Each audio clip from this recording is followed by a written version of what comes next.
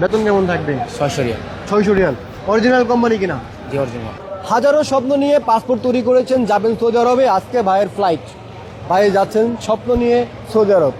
এখন তিনি কি কোম্পানিতে যাচ্ছেন, কি কাজের উদ্দেশ্যে যাচ্ছেন, আসুন আমরা জানি।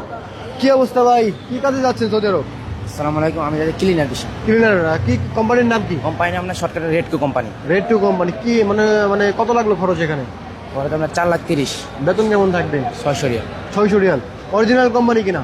জি অরিজিনাল। 100% original company. 100%। এখন 600 রিয়াল বেতনে যাচ্ছেন, এটা আসলে কতটুকু আপনার বেনিফিট হবে? 600 রিয়াল তো অনেক কম বেতন। কি করবো, গরিব মানুষ। 600 রিয়াল হবে? ইনশাল্লাহ। এটা কাজ শিখে ভালো কোম্পানিতে ভালো কাজ শিখলে হয়তো বাবা ভালো হইতো। ভাই আপনার ভাগ্নিটা পাঠাইতেছেন, আপনি বিদেশ ছিলেন কিনা জানি না। 600 রিয়াল বেতন বর্তমান সময় অনেক কম। আজকে একজনকে আমরা পেয়েছি, তিনি সৌদি আরবে 1400 রিয়াল বেতন পাইতেন।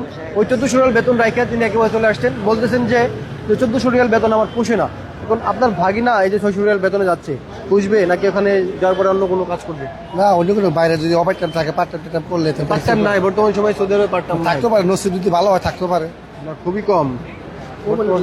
তারপরে দোয়া করি ভাই যেন পার্ট টাইম করতে পারে, কারণ 600 রিয়াল বেতনে আসলে একটা সংসার চলা খুবই কষ্টকর, নাকি ভাই? আপনি তো চান আপনার সংসারকে ভালো চালাইতে, ইনশাল্লাহ। চান না আপনি? তো সবাই চাই সংসার যেন ভালো চলে, সংসার যেন ভালো থাকে। তো যারাই যাবেন এই 600 রিয়াল বেতনে কেউ যাবেন না, ভালো কাজ শিখিন, ভালো কাজ শেখার মাধ্যমে ভালো কোম্পানিতে যান। আর সৌদি আরবের পরিস্থিতি বর্তমানে অনেক খারাপ রয়েছে।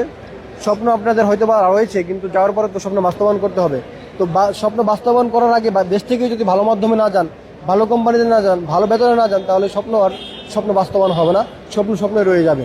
তারপরেও ভাই আপনাকে নিরাশ করছি না, আল্লাহ ভরসা আপনি যাচ্ছেন, যেহেতু সব কিছু হয়ে গেছে।